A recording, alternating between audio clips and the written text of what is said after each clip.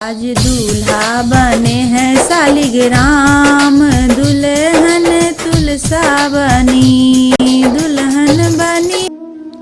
आइए भक्तों, सुनते हैं तुलसी विवाह की सुंदर और पुरानी कथा। प्रेम से बोलो तुलसी माता की जय। बहुत समय पहले की बात है। एक बार भगवान शिव ने क्रोध में आकर अपने तेज को समुद्र में फेंक दिया। उसी तेज से एक महातेजस्वी बालक ने जन्म लिया।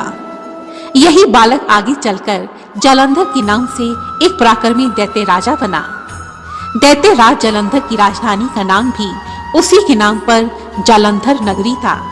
समय आने पर दैत्य राज जालंधर का विवाह दैत्य काल नेमी की कन्या वृंदा के साथ हुआ। वृंदा का जन्म राक्षस कुल में हुआ था, परंतु राक्षस कुल में जन्म लेने के बावजूद भी वृंदा भगवान विष्णु की परम भक्त थी। वृंदा सच्चे हृदय से भगवान विष्णु की भक्ति करती थी। ओम जय जगदीश हरे, ओम जय जगदीश हरे। वृंदा का विवाह दैत्य राज जालंधर के साथ हुआ। वह अत्यंत ही पतिव्रता स्त्री थी और सदा अपने पति की सच्चे हृदय से सेवा करती थी। परंतु इसके विपरीत जालंधर महाराक्षस था। अपनी सत्ता के मद में चूर उसने माता लक्ष्मी को पाने की कामना से महायुद्ध किया। परंतु क्योंकि दैत्य राज जालंधर समुद्र से उत्पन्न हुआ था, इसी कारण माता लक्ष्मी ने उसे अपने भाई के रूप में स्वीकार किया। तब वहां से पराजित होकर दैत्य राज जालंधर माता पार्वती को प्राप्त करने की इच्छा से कैलाश पर्वत पर गया। ऐसा करने के लिए उसने देवाधिप महादेव शिव का रूप धारण किया और फिर माता पार्वती के पास गया। परंतु माता पार्वती ने अपने योग बल से उस बहरूपीय जालंधर को तुरंत ही पहचान लिया और वहां से अंतर्ध्यान हो गई। तब देवी पार्वती क्रोधित होकर भगवान विष्णु के पास गई और उन्हें दैत्य राज जालंधर के विषय में सब कुछ बता दिया। तब भगवान विष्णु ने माता पार्वती से कहा, हे देवी, दैत्य राज जालंधर की पत्नी वृंदा अत्यंत ही पतिव्रता स्त्री है और वृंदा के पतिव्रत धर्म के कारण ही जालंधर की शक्ति कई गुना बढ़ गई है। इसलिए दैत्य राज जालंधर का नाश करने के लिए वृंदा के पतिव्रत धर्म को भस्म करना अति आवश्यक है। तब वृंदा के पतिव्रत धर्म को भंग करने के उद्देश्य से भगवान विष्णु ने एक ऋषि का वेश धारण किया और उसी वन में जा पहुंचे जहां वृंदा रहती थी। वृंदा उस समय वन में अकेली भ्रमण कर रही थी।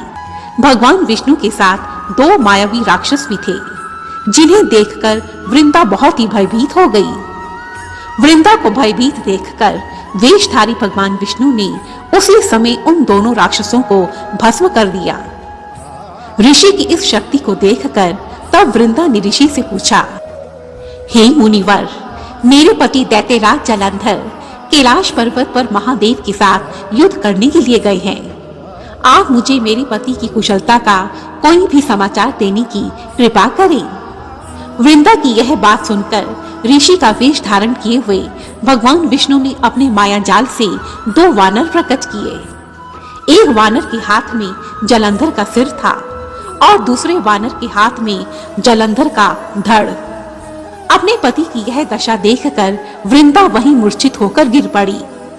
कुछ देर के पश्चात जब वृंदा को होश आया तो उसने ऋषि रूपी भगवान विष्णु से यह प्रार्थना की, हे मुनिवर, कृपा कर आप मेरे पति को जीवित कर दें। वृंदा की यह बात सुनकर भगवान विष्णु ने अपनी माया से जालंधर का सिर धड़ से जोड़ दिया और वह स्वयं भी जालंधर के उस शरीर में प्रवेश कर गए। वृंदा को भगवान विष्णु के इस छल का जरा भी आभास नहीं हुआ। तब जालंधर का रूप धारण किए हुए भगवान विष्णु के साथ वृंदा अपनी उसी कुटिया में रहने लगी, जिस कारण उसका सतीत्व भंग हो गया और इसके साथ ही उसका पतिव्रत धर्म भी नष्ट हो गया। तथा वृंदा के पतिव्रत धर्म के नष्ट होते ही दैत्य राज जालंधर की शक्ति विहीन हो गई और वह युद्ध में पराजित हो गया। कुछ समय के पश्चात वृंदा को जब भगवान विष्णु की इस सारी लीला का पता चला तो उसने भगवान विष्णु से कहा, हे नाथ, मैंने जीवन भर आपकी आराधना की है और आपने मेरे साथ एक पाषाण की तरह व्यवहार किया। इसलिए हे प्रभु, मैं आपको श्राप देती हूँ कि आप भी आज से एक पाषाण बन जाएंगे। भगवान विष्णु वृंदा के साथ किए गए छल के कारण स्वयं को बहुत ही लज्जित महसूस करने लगे।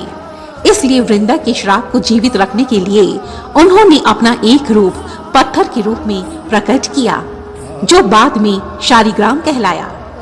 उधर सृष्टि के पालनकर्ता के पत्थर बन जाने के कारण पूरी सृष्टि में असंतुलन की स्थिति उत्पन्न हो गई। यह स्थिति देखकर सभी देवी देवताओं ने वृंदा से यह प्रार्थना की, हे देवी, कृपा कर आप इस जगत के पालनकर्ता को अर्थात श्री हरि को श्राप मुक्त कर दीजिए। तब देवताओं की इस प्रार्थना को सुनकर वृंदा ने भगवान विष्णु को श्राप मुक्त कर दिया। भगवान विष्णु को दिया हुआ श्राप लेने के पश्चात वृंदा अपने पति जालंधर के साथ सती हो गई। जिस स्थान पर वृंदा सती हुई, वहीं उस स्थान पर वृंदा की राख से एक पौधा निकला और वही पौधा बाद में तुलसी कहलाया। तब भगवान विष्णु ने वृंदा से कहा, हे वृंदा, तुम अपने सतीत्व के कारण मुझे लक्ष्मी से भी अधिक प्रिय हो गई हो, अतः अब तुम तुलसी के रूप में सदा मेरे साथ रहोगी। तुम्हारा स्थान मेरे शीश पर होगा। मैं शालिग्राम के रूप में सदा तुम्हारे चरणों में पड़ा रहूंगा। मैं तुम्हारे बिना भोजन ग्रहण नहीं करूंगा। तुम सदा एक पौधे के रूप में पूजी जाओगी और इस संसार के लोग तुम्हारा नाम लेकर पवित्र हो जाएंगे। जो भी मनुष्य मेरे शालिग्राम रूप के साथ तुलसी का विवाह करेगा, उसे इस लोक और परलोक में विपुल यश प्राप्त होगा। इस प्रकार वरदान देकर भगवान विष्णु वहां से अंतर्ध्यान हो गए। तब भगवान विष्णु के इस वरदान को सत्य करने के लिए तथा वृंदा की पतिव्रता और मर्यादा को बनाए रखने के लिए देवताओं ने भगवान विष्णु के शालिग्राम रूप का विवाह माता तुलसी से करवाया।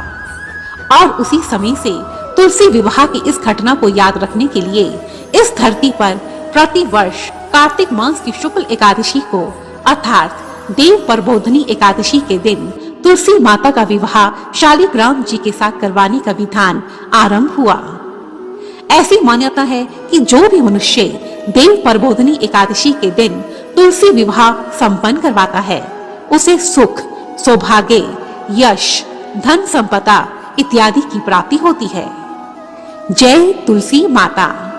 प्रेम से बोलो तुलसी माता की जय।